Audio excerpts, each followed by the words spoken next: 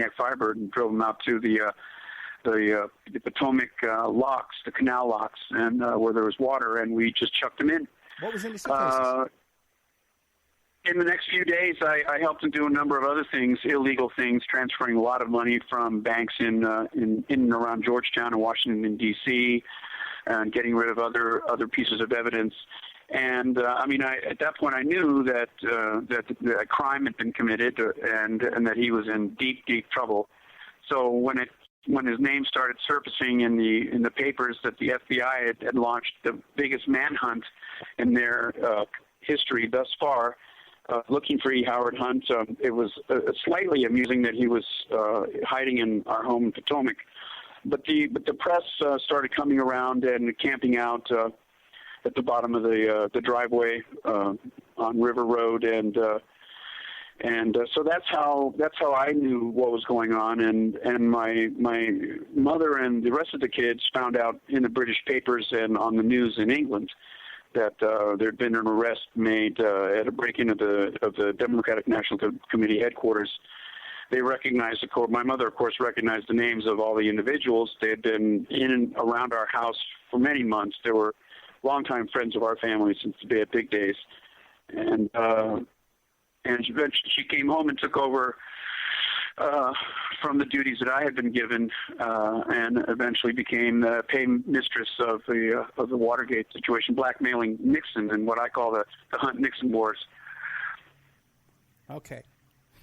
We're here with St. John Hunt, the son of E. Howard Hunt, CIA agent, Watergate burglar, and confessed JFK assassin. And what we're going to do is we're going to take a quick break now, about 4 minutes. We'll come back. We'll have more of E. Howard Hunt, the author of, what is it? The Bond, find my notes here. Bond of Secrecy. Bond of Secrecy. And there's a link to that right now on the Opperman Report blog. We'll be right back after these messages. Thank you.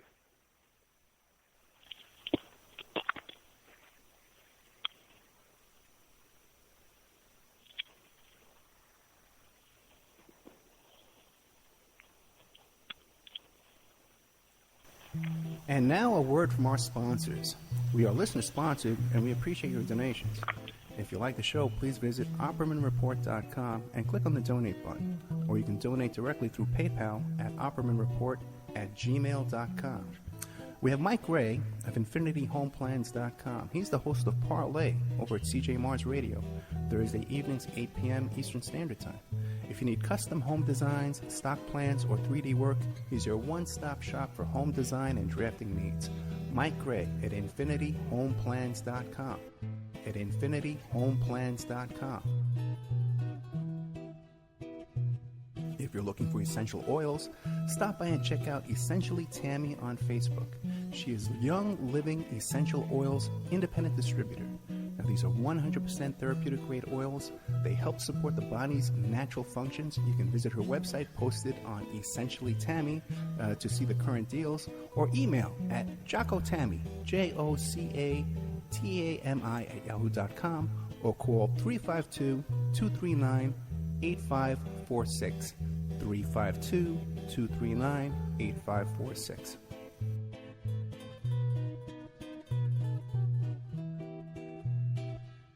Hey, if you need a private investigator, go to my website, emailrevealer.com.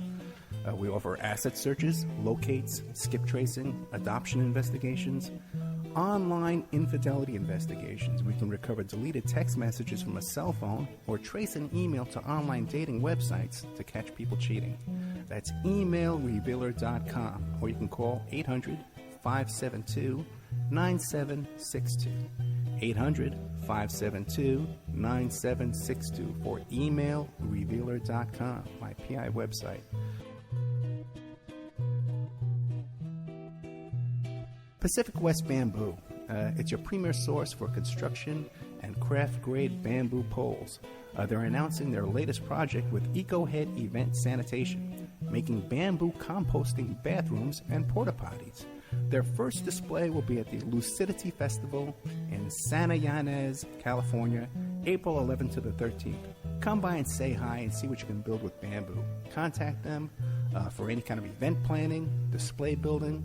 If you need construction grade or craft grade bamboo products, Call Amanda at 503-839-8126, 503-839-8126, or visit PacificWestBamboo.com, their brand new website.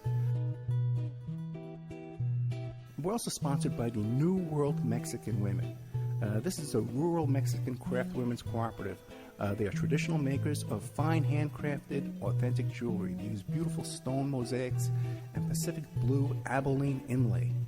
They have a wonderful book of love letters written to their men in the United States, begging them to return to their families in Mexico. But they've written a new book, and it's it's about a young girl that falls in love with a rodeo bull rider and runs off with him without telling her family. It's a beautiful love story called Azuquina Part 1, Azuquina to the Rodeo. You can find their books and jewelry by clicking on their banner ad at OppermanReport.com or by Googling New World Mexican Women.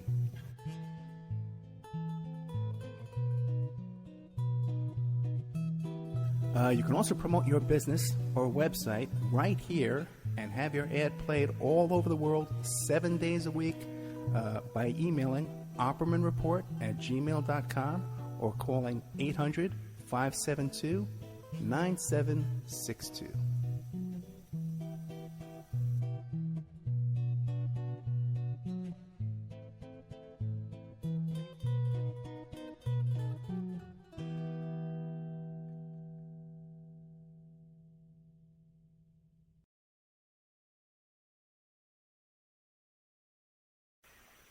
Welcome back to the Opperman Report. I'm your host, Private Investigator Ed Opperman. We are here with St. John Hunt, the son of E. Howard Hunt, the CIA agent, Watergate burglar, and confessed JFK assassin. Now, back around this time, what do I call you, Saint? Is that what people call you? Your first name, Saint? Yeah, they do. It's actually Howard is my first name. St. John's my middle name, but I've never used Howard as anything other than on legal documents. Gotcha. Okay, so now when you were a kid, 17 years old, and this is going on, what did your friends say? Like, what did your girlfriends say? What was it like? Well, they just didn't really know, how to deal with it.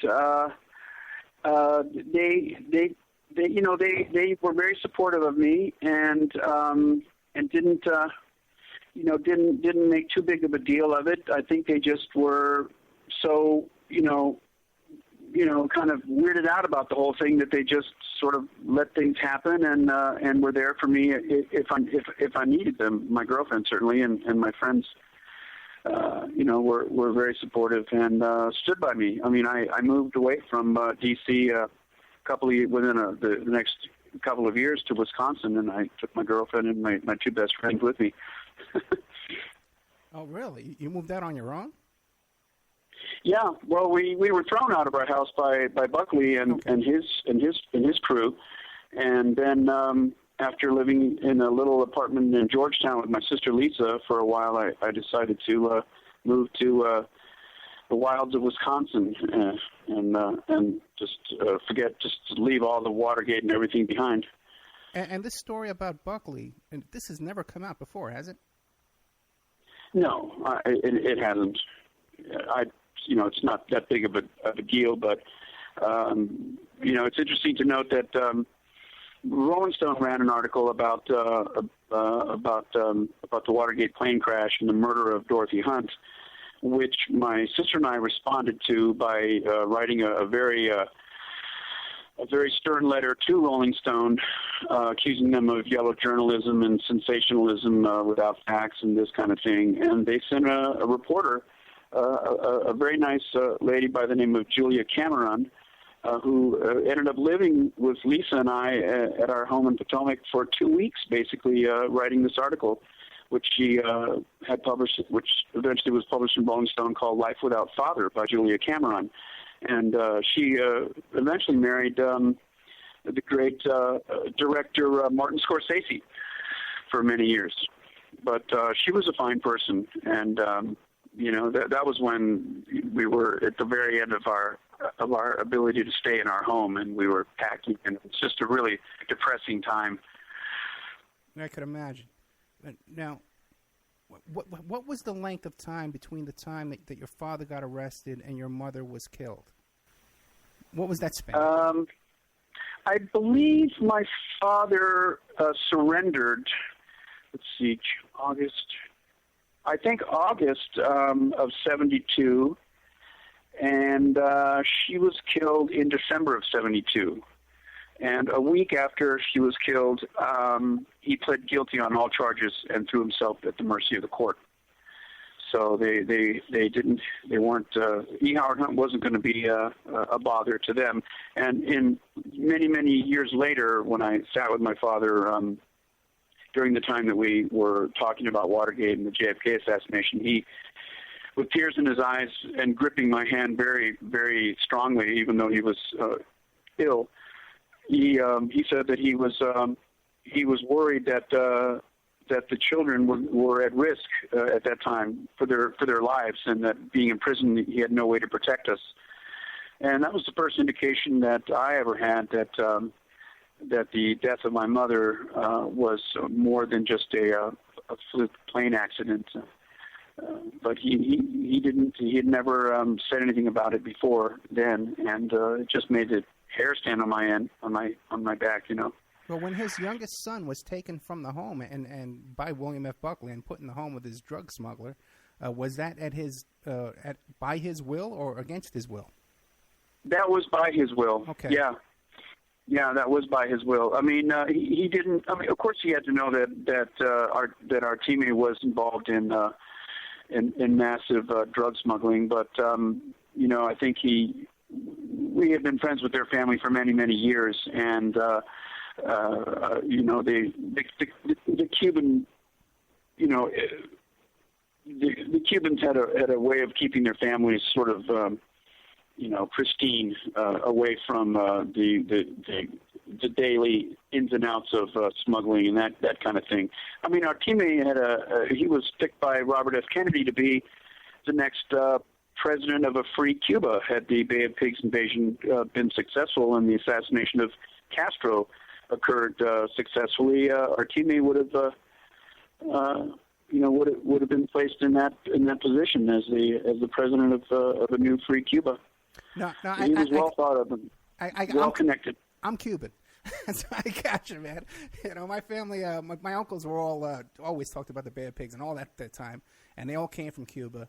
And they all got these jobs with the unions and all kinds of stuff where they didn't have to work, and all interesting stuff going on with them. So I'm very familiar, with all that kind of culture, that kind of stuff for sure. Now what about?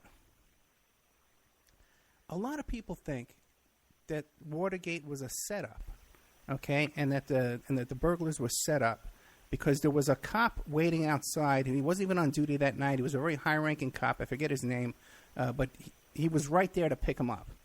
Are you familiar with that story? Well, I'm familiar with the idea that Watergate was a setup. A lot of people, or a certain amount of people, certainly think that it was a CIA setup. But in looking into it myself, I don't really know what the CIA, you know, could have had to gain other than a stronger hold over Nixon, which, I mean, Nixon and the CIA under the head who was the director at that time was not John Foster Dulles, but or Alan Dulles. It was Helms. Yeah, Helms. Yeah, Dick Helms, a good friend of my father's, and it's confusing to me. I'm not really sure. You know, I think that I know for a fact that the Watergate operations, of which there were several break-ins successfully, I might add, it was an onion. There was layers where you would have my father's primary targets being different, probably than McCord's. Reason for being there. I think McCord worked as a double agent for the CIA as well as for the committee to re-elect the president.